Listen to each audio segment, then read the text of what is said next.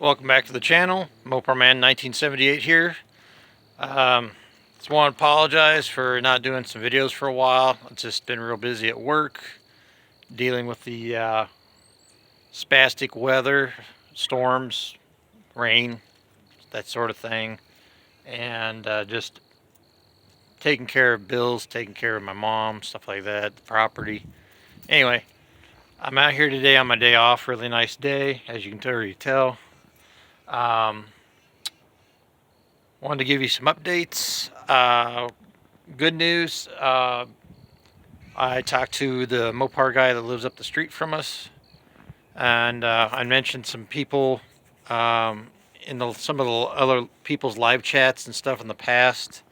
Finally got a chance to go talk to him today. He's got a pair of slant 6 headers he's been saving for quite a few years. Hasn't done nothing with them. I offered him some money today, and so I'll be bringing home tomorrow. I'll do a video, slant 6 headers for the Dodge Dart. And so with that being said, I went ahead and took the 2 1/4 pre-bent exhaust pipe with the thick Walker flange that I had bought years ago, that I had pre-done for the Dart. And I've been out here today fixing a fuel leak issue. It was this little section of fuel line here that's flared out and goes into this threaded fitting here, into the brass fitting, and it was causing I thought it might have been like the float sticking, or the needle in the seat sticking, whatever, and rechecked all that stuff, and come to find out this piece here was the troublemaker. So I don't know if you guys see that. Okay, anyway, either where it's bent up inside where this fitting is, there might be a hairline crack, or it just might be old and too flared out on the end from so much tightening over the years from other people. This was causing a leak. It was running down all over the intake and stuff. So luckily I had this short section here, this fitting with the flared piece of tube from off of a thermoquad, saved in my odds and ends of stuff, and nuts and bolts and fasteners and whatnot. So I put that on there. I did a test start, no leaks, no more leaks. Like I said, last video, I got this, instead of throwing this away, I got a leftover rubbing alcohol bottle. I used a step bit, drilled out the lid to fit this tube I had laying around. This came in a kit with a pump to extract like transmission fluid and oil while still inside the transmission. Just run it down the dipstick tube. Especially like on the transmission stuff. Anyway, and then I drilled a tiny hole here for pressure relief. And so I got the coil all on, new fuel pump. And the other day, the other part of the problem was the points, not the points, but the condenser burnout. It was old. So I replaced the points. Sorry, I'm getting house. I replaced the condenser, and I replaced the distributor cap, which I need the graphite, whatever tab that sticks, or stub that sticks out for the top of the rotor to make a connection to. I don't know the proper term for that. Anyway, that was wore off, and then the vacuum advance on this was evidently the original, or a factory original newer part that didn't come with it on the factory, from the factory. But here's the old one, and if you look right, let's see here. I don't know if we can zoom in on this or not. I'd have to set this down and put it in sunlight. Right there on the top, you can see the original Chrysler emblem, little symbols. So this is an original factory part or this is a replacement from back in the day, parts department part put on there from like the dealership. It was just sucking in there, wasn't doing its job, so I got one from O'Reilly's. In case you need to know the part numbers, the vacuum advance for the slant 6 points distributor, VC93 by standard. Blue streak by standard distributor cap, CH410. And then for the condenser, real quick here, AL111, blue streak as well. And then what I do is also save the old parts that come off to the little sheet metal strap that goes around the condenser and the little screw itself. I save all that type of stuff. But anyway, so with that being said, the timing's not set on this. It's set up to where it idles nice. Usually I tune it by ear. I've been doing that for quite some time. Of course, I could probably put a, I'm not going to put a timing light on it today. And the, like in the last video, the radiator and fluid, the coolant and stuff's not set up yet on this, so I'm going to only temporarily run it. But anyway, to get back to my first part of the video, what I was talking about, as you can see, let me get over here. That is the slant 6 exhaust pipe that was on the DART. Like I said, the walker, I had to look that up just based off of measurements. Take that and then 2 1/4 pipe. Back when I had my DART driving, I took it down to the muffler shop in Harrison, Arkansas, and they custom pre-bent this. Now it does need a little touch up once it gets past the transmission because the pipe is not quite bent in the correct position, and then I'll show you that here in a minute. Now it might have lined up when it was on the DART, but for some reason it kind of goes down at an angle a little bit. Should be tucked up a little bit better. And then this part that's all sticking down needs to be up more towards the floor a little bit better. And then see how it goes over there, and it's almost like even, the end of that pipe's even with the drive shaft, which is not correct. So I'll have to cut some of this in sections, measure it, cut it, and then re-weld it in the correct position to clear the drive shaft. The drive shaft's only in there temporarily, but as you can see that 1970 904 automatic out of the Duster I bought off my buddy up in Springfield, Missouri, Steve. We got all that in there, like I said in the last video, and the drive shaft that came with the transmission bolts right up to this Valiant, no issues. I just got to get that rear pinion seal replaced on the rear end. But other than that, we're going to go ahead and fire this up for you. Instead of having an open exhaust manifold like last time, this will actually have a piece of exhaust pipe for a change. And then I might end up running that fake dual exhaust pipe out the back like I had on my DART. Or I might just run single pipe out the back on one side, like the driver's side, like it's supposed to be. But anyway, like I said, I'm just going to run this for a tiny bit so you get an idea how it sounds.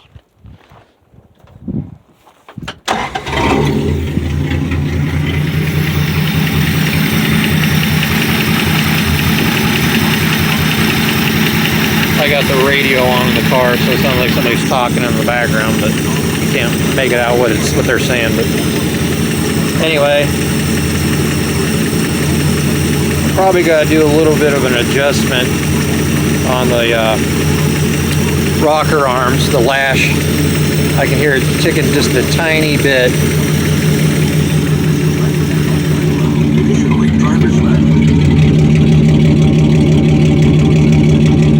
Let me shut that radio off. No additional cost. Call us for your free quick.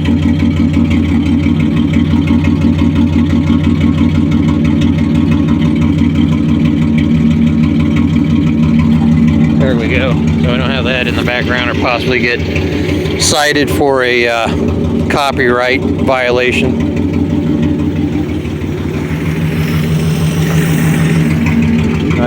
Yeah, I've got the pedal. It's messing here, but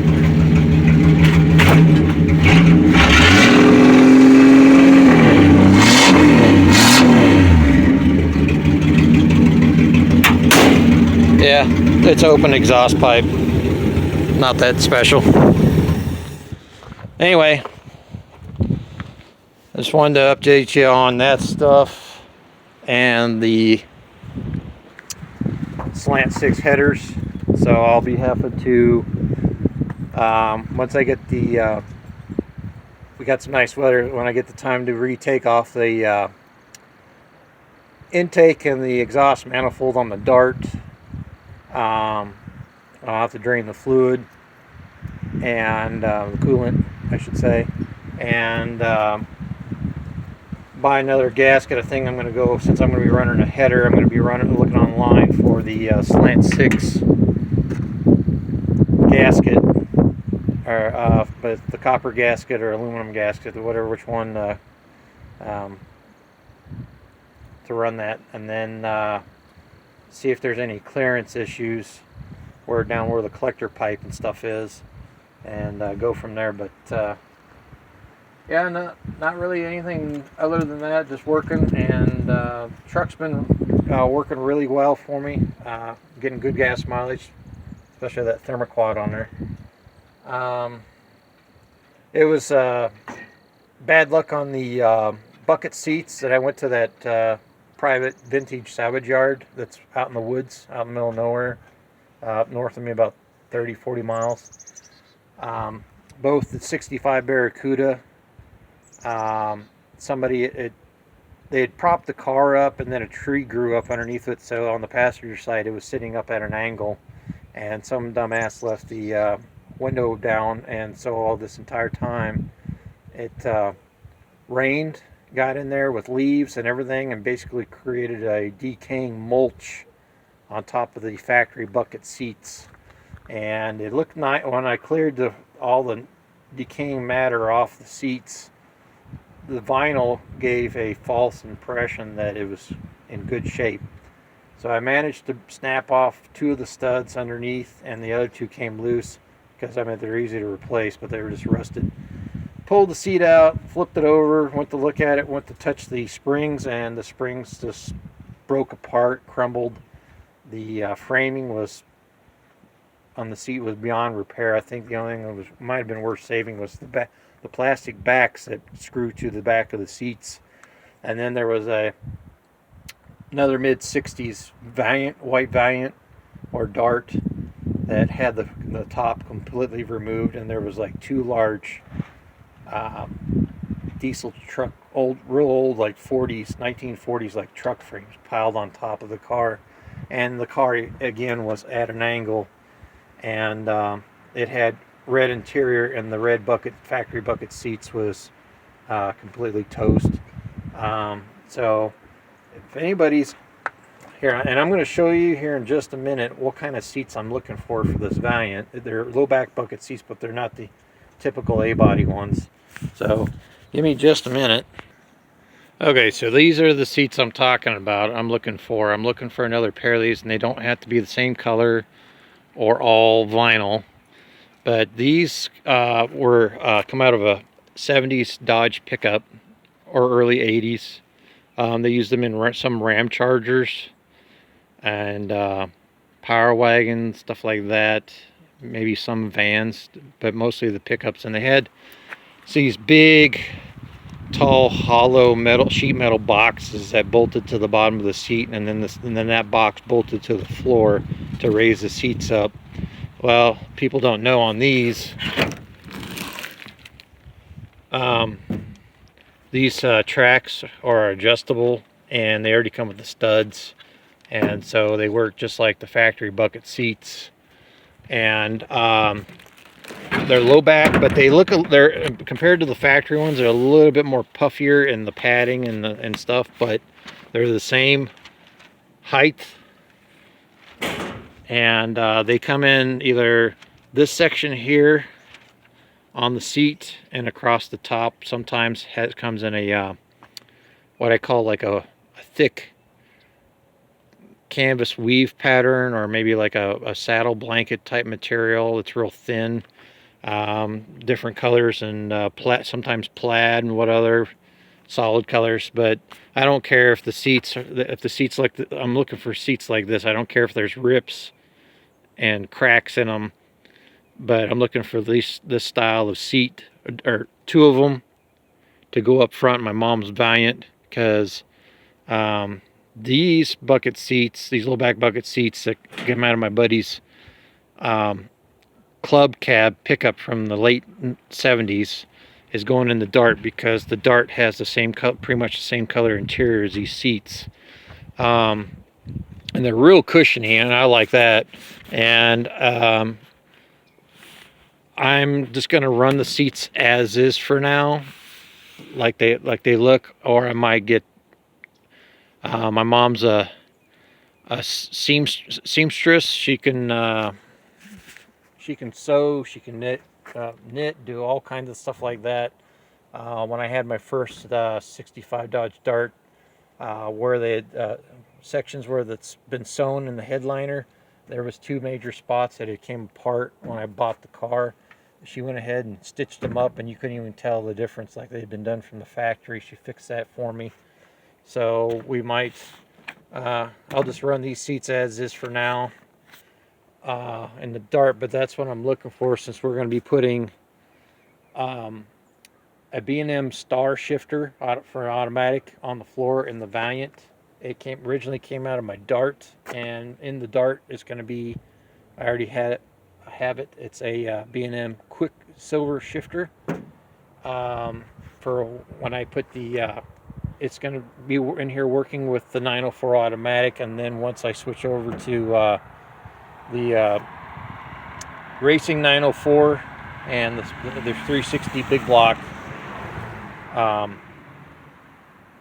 I'll have a full manual valve body in the DART.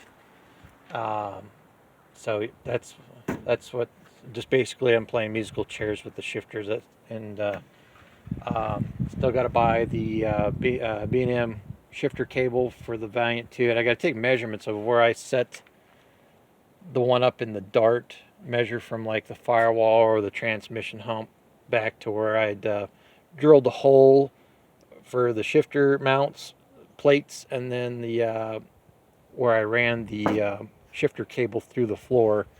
That way we can set it up for that on the Valiant. But anyway, yeah, I've been selling a few parts lately. I'm getting ready to ship out a Carter 2-barrel that I got out of one of the old salvage yards. So I'm going to be selling that here tomorrow. On a guy through Facebook Marketplace, he's buying that, and then I had a leftover from that buddy gave me the mounting bracket and the linkage part that's all one unit that goes between the firewall and the power booster behind the master cylinder for a 68, 69 Dodge Charger. So I'm going to be selling that to a guy as well. Still have a couple of the stock slant 6 1-barrel intakes, and some other odds and ends. But anyway, yeah. Can't really think of anything else to tell you guys. Just I get paid tomorrow. I'm back to getting bigger paychecks now, since we're out of our slow season for the area we live in. Business is picking up quite a bit, and they're trying to get me set up to go full-time at work. So that come with more benefits, more pay. But tomorrow I got to order the polyurethane bushing for the upper and lower control arms, and stay away from the energy suspension kit that comes with the upper and lower control arm bushings. The lower control arm bushings are fine. They're polyurethane, and you have to use the existing factory sleeves to put them in, which is fine. But the problem is with the upper control arm bushings, you get the bushings, you get the bushing sleeve, and then you get the bushing end caps and the little bushing tube that goes inside the bushing itself. Well, the problem is they have to be pressed on. Well, two of them, I was able to use my press over here and just get them to where they clamped on. The other two, because they're such cheap quality metal sleeves and end caps, like almost like basically like China parts, the end caps wouldn't stay compressed onto the inner metal sleeve that the camber bolt slides through. And then of course they supply a thing of thick silicone grease to grease all that stuff up with.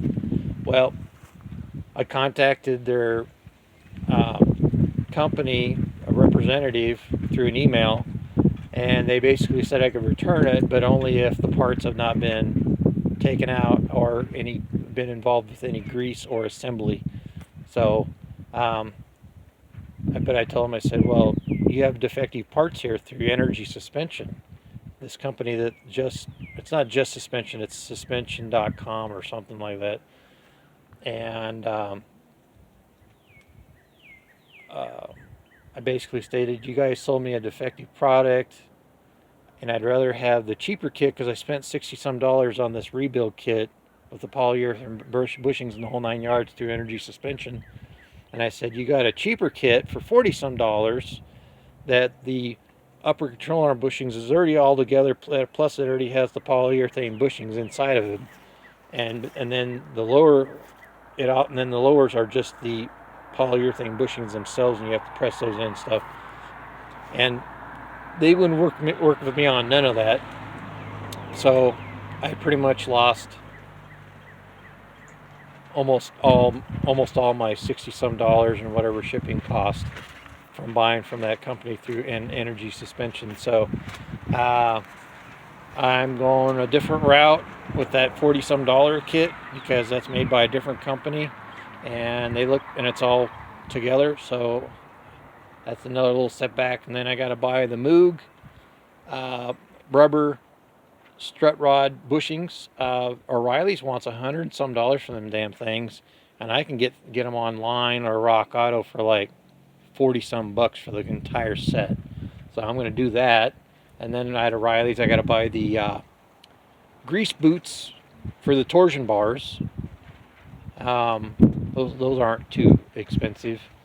And then eventually I'll have to get the upper and lower ball joints, idler arm and pitman arm, and pretty soon we'll have the front of the suspension done. So I would say at another couple checks I'll have this check tomorrow, and then the next check I'll have the whole front end redone, and then it's just got to be taken and have the alignment done. So yeah, a lot of progress. And today's windy, got a slight nip, but I mean it's still warm enough that I'm not going to complain. I'm out here able to do stuff instead of pouring down rain. The other night we had tornado warnings and all kinds of other crap. Luckily all the nasty stuff went northeast, and going up by St. Louis and all that stuff, and they had one place, Joplin, Missouri, had marble size hail, and then further northeast of Springfield, Missouri, which is like 45 miles north of us, they had actual between tennis ball and baseball size hail. So I'm glad we avoided that. And we just got overnight, we got a little storm that came through with a little bit of high winds, and that's about it. It's a few twigs down, so we'll take that. But anyway, I rambled on long enough.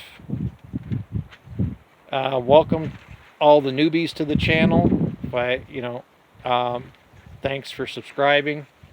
I don't beg for subscriptions. You guys do that all on your own, and I appreciate that. And just bear with me for people that don't know.